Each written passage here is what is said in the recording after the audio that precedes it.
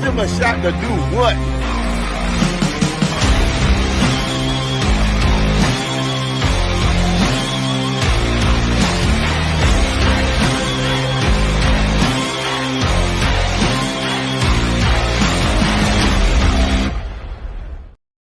What is going on, everybody? This is Mike Hughes, aka The Shy Kid, and you are listening to the Shy Kid podcast, brought to you by Give Us a Shot Network. So make sure you give us a shot, give us a like. We are doing everything we can do to provide you with everything up to date and everything sports-related content. WNBA, NHL playoffs, Stanley Cup playoffs, NBA finals, MLB, NFL, everything around the sun. We are covering it. We got our guy Mike Powers in London, baby, doing his thing. Jerm Edwards. We have Marcus and Martin doing their thing. Bert, Corey, everybody around the sun. Of course, I am Mike Hughes. Appreciate everybody tuning in. Appreciate everybody being here. We took a few days off. We took a hiatus. We said, you know what?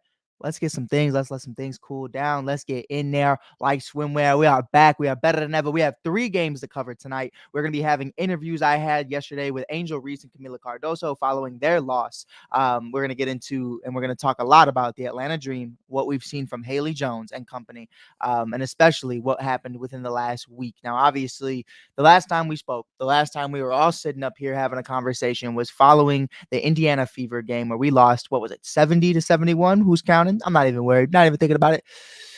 Still thinking about it. But man, in all seriousness, this is one of those moments. These are one of those opportunities for the Chicago Sky to have a great couple of games. After that game, you go up against the New York Liberty, who at that point, at the final game of the final preseason game, the Chicago Sky beat them 101-53, something like that. They beat them in their first game in New York. They're coming to Chicago. And then after that, you have the Washington Mystics and the Atlanta Fever. The Atlanta Dream, pardon me. I don't know. I'm still thinking about Caitlin Clark. Can't get her out of my head. Germ was right. But, I think for me, man, I understood that, you're in the situation where you've bested the Liberty a couple times already early in the year. Only one game counted. Of course, we're not taking too much into a preseason game when the starters were rested in the second half.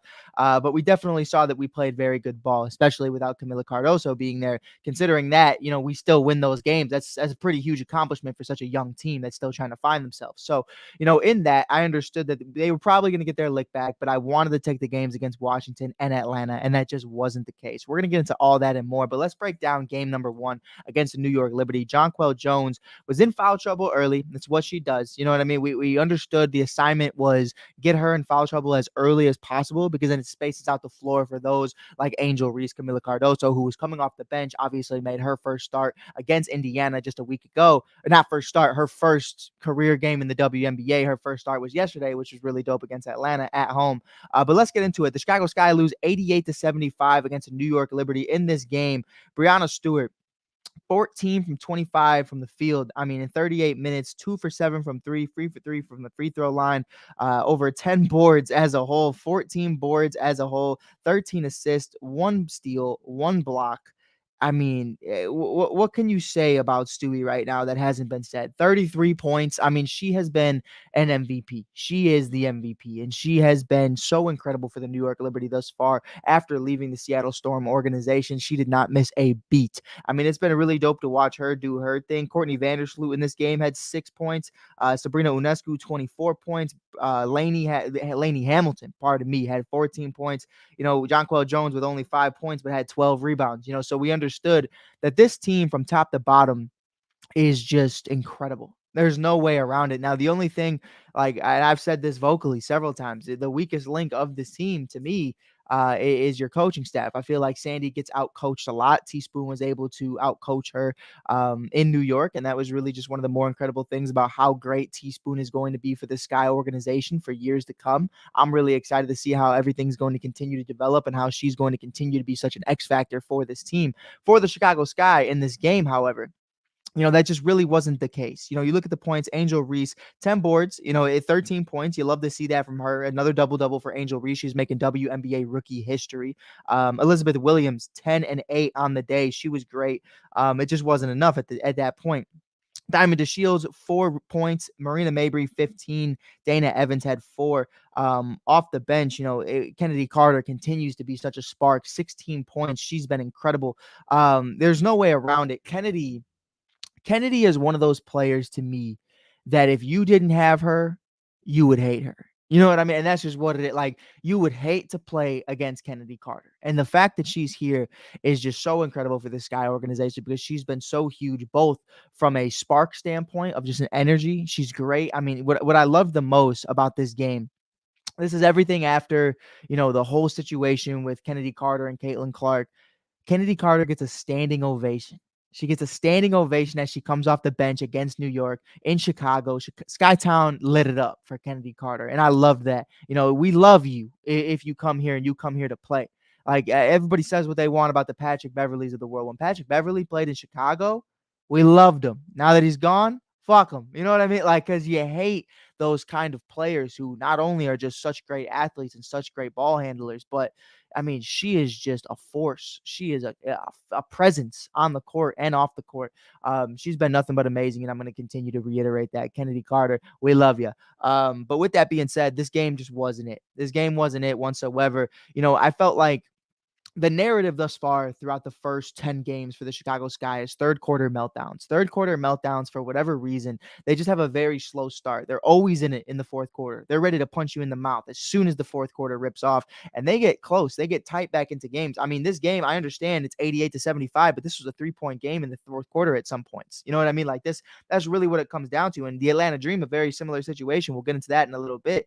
But, I'm noticing for me, what I'm trying to take away from the Chicago Sky over the last 10 games is really just coming out of the second half strong. I feel like they've really done a good job of climbing back into games and really being competitive. But I think the biggest thing for me for the Chicago Sky is just keeping the foot on the gas pedal, so to speak. I think that's the biggest key factor that we need to take into it. Going into the second half, I feel like they're kind of getting back into it. They're kind of just picking up where they left off. But instead of that, yeah, let's capitalize. What did we work on? What did we talk about during the break? What did we talk about when Lupe Fiasco was talking this talk? You know what I mean? Like, what are we breaking down to try to be better? And not to say they don't do those things, but I think, you know, other teams kind of exploit what they did in the first half well, and they try to capitalize on how they can neutralize that. And I think one of the biggest things for the Sky is, okay, well, how are we not only going to continue to have success, but how can we change up what we're already doing? You don't want them to go back and have a game plan on how to stop Angel Reese, because then it takes you another quarter to be able to adjust to their adjustments. You know what I mean? Let's adjust before they adjust. Let's counter move. You know what I mean? This is chess, not checkers. And they understand that. They understand that this has nothing to do with coaching. This has nothing to do with them being lazy. This just has everything to do with just building camaraderie, building that team chemistry, feeling each other, understanding who's good in what moments, and understanding who they need to be in certain points during the game. So I'm excited about it. Thursday, we're talking about the Washington Mystics. I want to get into this, and I want to breeze through it because I don't know. I don't know what to say at this point. I'm at this point in my life where it's just like I'm so unbothered, but certain things bother me. You know what I mean? And it's like they head to Washington. Angel Reese's homecoming. You have the stars are out. I mean, we have everybody in the building. Dawn Staley's in the building. So there's so many people there trying to really just be the best versions of themselves. Kim Mulkey was there. I mean, everybody was in the building. It was really incredible to see that.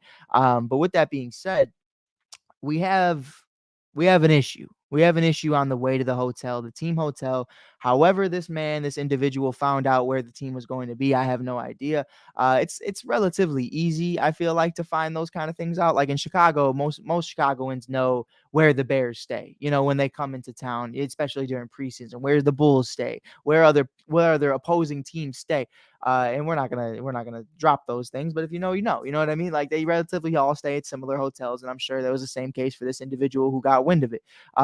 Walks up to Kennedy Carter while they're walking off the team bus with a camera in his hand, trying to ask her shit about Caitlin Clark, just kind of invading their privacy. From the video that I saw, I don't know if there's more to it, but we initially got the report from Michaela and Angel and other players saying that they were basically, harassed, when coming off of the bus. And it's something it's unnecessary, man. I mean, this guy's trying to get his moments of fame. This guy's trying to sell a video to TMZ or whatever the case may be. I have no idea. It's lame, bro. Like, I say this time and time again, I don't care if you're a professional athlete. I don't care if you're an actor. I don't care if you're Princess Diana. Paparazzi should be illegal. Period. I don't care. Like, I work in media. I go into the media room pre and post game. I wait for the players to come to us. They sit down for X amount of time. We ask X amount of questions and they go about their day. We go about ours. There is no invasion of privacy. There is no cameras in your face, unwarranted. I mean, everything is consensual.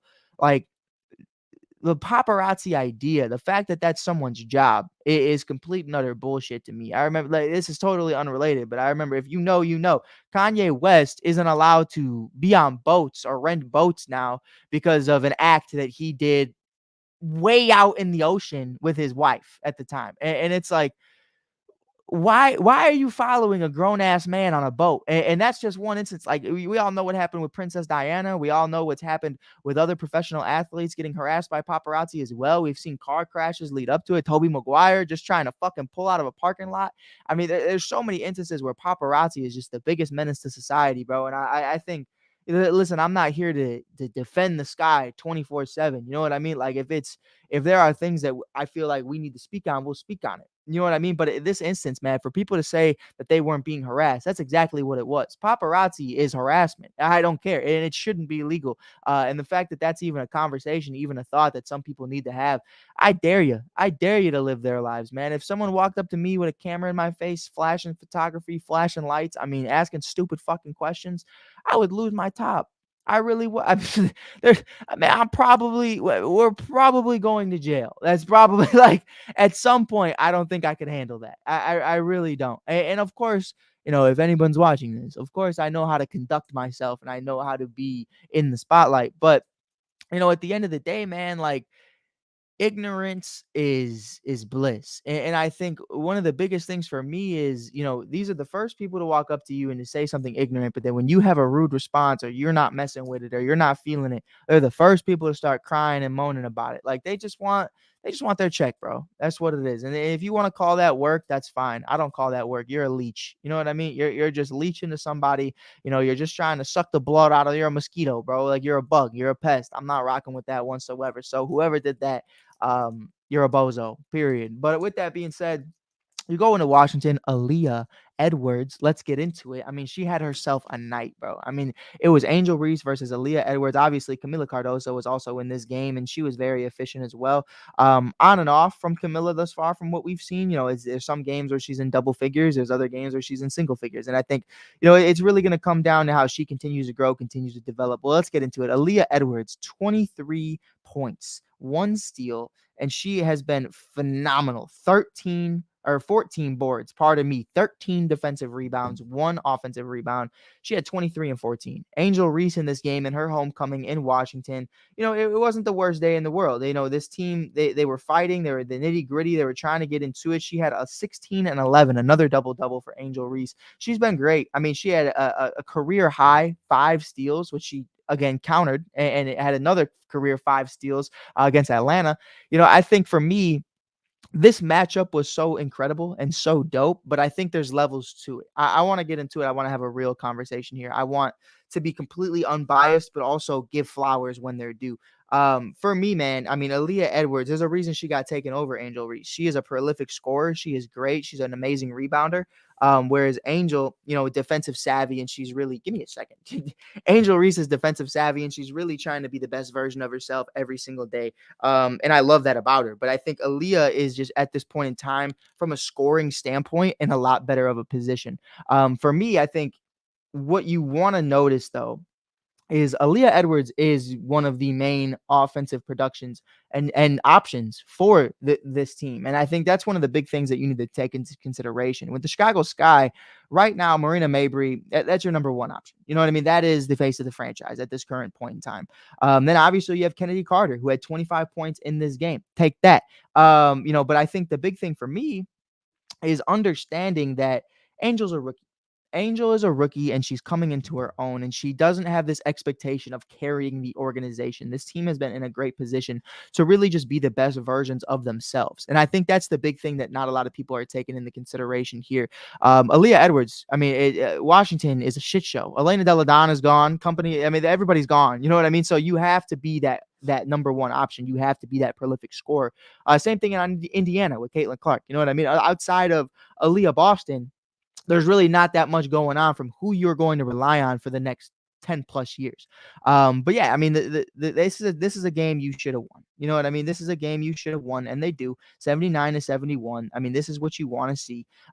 You love to see it. I mean, you love to see it because this is a team that I feel like you have to beat. And we talk about it all the time. The nitty-gritty wins. The wins that at the end of the year, those are the ones that are going to come back to bite you if you don't win. And we're going to talk about the next game in a couple seconds. But I mean, I'm really excited to see how this team continues to just play bully ball against teams that are kind of in a rebuilding mode, I guess you could say. You know, the Sky aren't a rebuilding team. And I think that's what not a lot of people realize. I'm really excited to see how they continue to grow, continue to get better. But I think the big thing for me is understanding that we're competing at the same time. I talked to Angel Reese yesterday and Teresa Weatherspoon about the leadership and about, you know, what they're looking for that maybe isn't in a box score. You know what I mean? Everybody wants to see Oshie another double, you know, 5 steals is a career high. She was great in the plus minus. You know what I mean? She was great defensively in transition. She's flawless. And those are great things. But like, what do you really want to see from them in each game that makes you confident that they're progressing the way you would like them to? And I think that's really what it comes down to. I'm really excited about this. I'm really excited about how the team's going to continue to grow, continue to get better. Aaliyah Edwards versus Angel Reese was everything it lived up to be. Kim Mulkey hugging her on the sideline was super dope. Mulkey was also there for Caitlin Clark's game as well, which is it's totally dope to see her be involved in that. But we also know, you know, a lot of people feel a lot of different ways about Kim Mulkey, but as of right now, you know, I think for Angel Reese, it's just really dope to see her continue to get back into it, get in tuned. In this game, Camila Cardoso, let's talk about it. I mean, just wasn't in 15 minutes, and granted, it's 15 minutes, you know what I mean? But it just wasn't the production that we're hoping to see from her quite yet. In this game, she had 5 rebounds, 2 defensive, 3 offensive, and 2 points. So you want to see her continue to get involved. We're going to talk about the Atlanta game and how she was, what we're seeing thus far from Camila Cardoso. But, you know, I think for me, the big thing and the big takeaway is understanding she is coming off of a short year. And by that, I mean, she won a national championship, got drafted, and now she's here. You know what I mean? Like, she has had 0 moments to just sit down and rest. Even when she did, she's recovering and doing PT every single day from a shoulder injury. So, you know, it's definitely one of those things where, you know, she hasn't had a moment to breathe. And I think, you know, it's going to come in time and she's going to slowly get back into it. You could see Angel has a little bit more life to her in terms of just like energy. And I think Camilla is just really coming into it, understanding who she needs to be, what she needs to do in order to have success and who she needs to be. However, we're going to get into transition. We're going to end up talking about Atlanta right now. In this game, Elizabeth Williams goes down. And we find out shortly after she has a torn meniscus. From what I understand, she's going through the rehab. She's going to be going through everything right now. She's going to miss a significant amount of time. With that being said, that means Camila Cardoso, welcome to the big leagues. Against Atlanta in Chicago yesterday, she got her first start in the WNBA. I got a chance to talk to her in post game about what that moment was like. Obviously, her family being from Brazil, they're not here to see her in person. But if she had any communication with the team. So before we get into the game, before we talk about anything, let's talk about the biggest moment in her career thus far. Here's my interview with Camila Cardoso about her first start in the WNBA. I was wondering if you got to talk to any of your family members before the game about this being your first start in the WNBA. Yeah, I talk to my family, but I also just try to stay to myself and go out there and do what I do. I've been watching Ariel for long enough, and I saw all the good things she did, and I just tried to go out there in the game and apply everything that she normally do.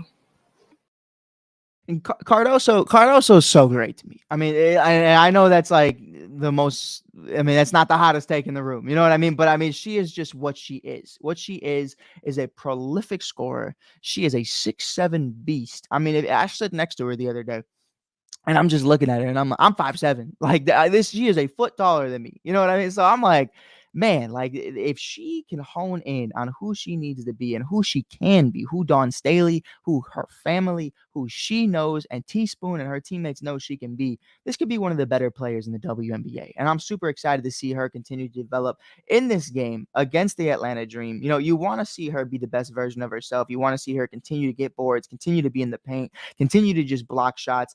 What I'm noticing from her at this point in time is really just finding herself in the WNBA, finding her presence. In this game, in 21 minutes, she had 13 points, 1 assist, and 5 rebounds. I think for me, The big thing is going to be getting rebounds, getting boards, getting on the glass. I find that it's not as aggressive as it was at South Carolina.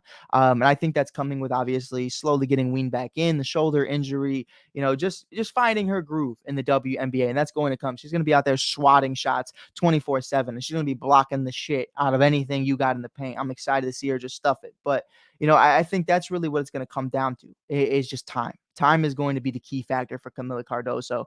I think the ultimate factor when you break it down and understand what this team could potentially be if she ends up being who we expect her to be, who Jeff Pagliocca drafted at number 3 overall, who Teresa Weatherspoon's been so high on, who Angel Reese has been so high on, who I'm so high on. You know what I mean? It's going to be incredible to watch her continue to grow. So these games where, yeah, maybe from a rebounding perspective, she got a little ate up. Maybe from, a shooting perspective, she just wasn't who we needed to be right now. Yesterday, we saw a couple plays where she didn't look lost, but she just looked uncomfortable, I guess. And I think that's slowly going to continue to get better. I'm excited for her, man. I'm excited for her and her development and how she's going to continue to grow and get better. Dana Evans in this game was tied. There was 3-way tie for the most points in this game for the Chicago Sky, who lost 89-80. Third quarter collapse just wasn't great. This is a narrative that we've been talking about.